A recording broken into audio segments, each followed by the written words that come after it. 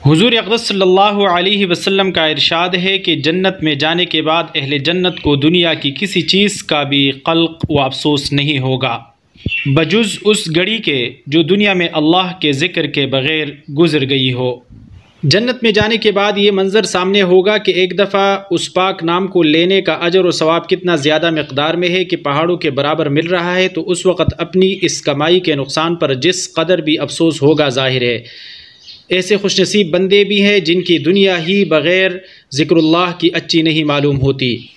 حافظ ابن حجر رحمہ اللہ نے منبہات میں لکھا ہے کہ یحییٰ ابن معاذ رازی رحمہ اللہ اپنے مناجات میں کہا کرتے تھے: الہی لا یطیب اللیل الا بمناجاتک ولا یطیب النہار الا بطاعتک ولا تطیب الدنیا الا بذکرک ولا تطیب الآخرہ الا بعفوک ولا تطیب الجنت الا برؤیتک۔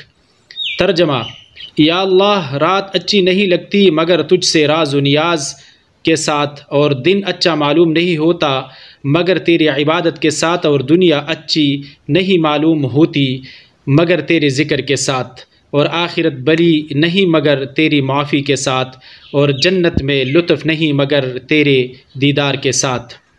حضرت سری رحمۃ اللہ تعالیٰ علیہ فرماتے ہیں کہ میں نے جرجانی رحمۃ اللہ تعالیٰ علیہ کو دیکھا کہ ستو پانک رہے ہیں۔ میں نے پوچھا: یہ خشک ہی پانک رہے ہو؟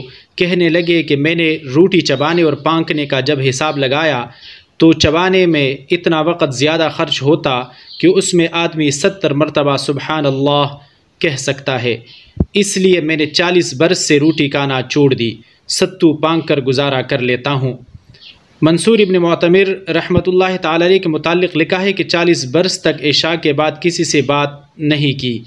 ربیع ابن حیثم رحمۃ اللہ تعالی علیہ کے متعلق لکھا ہے کہ 20 برس تک جو بات کرتے اس کو ایک پرچے پر لکھ لیتے، اور رات کو اپنے دل سے حساب کرتے کہ کتنی بات اس میں ضروری تھی اور کتنی غیر ضروری۔ سبحان اللہ۔ اللہ تعالی ہمیں بھی عمل کرنے کی توفیق عطا فرمائے اور ان حضرات کے نقش قدم پر چلنے کی توفیق عطا فرمائے، اور اللہ تعالی ہمیں بھی اپنی رضا کی دولت نصیب فرمائے۔ اللہ تعالی ہمیں ہمیشہ اپنا ذکر اور اپنے پاک حبیب صلی اللہ علیہ وسلم کے پاک درود شریف پڑھنے کی توفیق عطا فرمائے۔ آمین ثم آمین یا رب العالمین۔ آپ لوگوں سے گزارش ہے، اگر آپ لوگوں نے ہماری اس یوٹیوب چینل کو سبسکرائب نہیں کیا تو سبسکرائب کرنا مت بھولیے گا۔ بہت شکریہ۔ اللہ حافظ۔